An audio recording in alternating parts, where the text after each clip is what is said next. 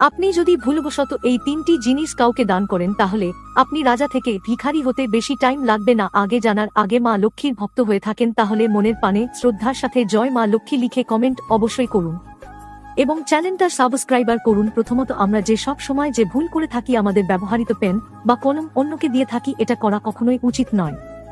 এটি করলে নিজের ভাগ্য অন্যের কাছে চলে যায়, আমাদের দুর্ভাগ্য নেমে আসে। দ্বিতীয়ত, আপনার বাড়ির ঝাড়ু আপনার প্রতিবেশীদের দেবেন না। ভুলবশত ধনীর দেবী লক্ষ্মী ঝাড়ুর মধ্যে থাকেন। এটি করলে দেবী লক্ষ্মী ক্রুদ্ধ হয়ে বাড়ি থেকে অন্যের বাড়ি চলে যান, তাই ভুল করবেন না। তৃতীয়ত, প্রতিবেশীদের আমরা নেওয়া দেওয়া করে থাকি চিনি, চা, লবণ, চাল ইত্যাদি, তাই ভুল করেও প্রতিবেশীকে সূর্য অস্ত যাওয়ার পর সাদা জাতীয় দ্রব্য ভুল করেও কখনোই দেবেন না। বিশেষ করে তো চাল মোটেই দেবেন না। চাল হলো চন্দ্রের প্রতীক, চাল চন্দ্রের সাথে যুক্ত আছে, তাই ভুল করেও সন্ধ্যার পর চাল, লবণ, দুধ, দই ভুলেও ঘর থেকে বার করবেন না, এতে আপনার ঘরে দারিদ্রতা নেমে আসবে।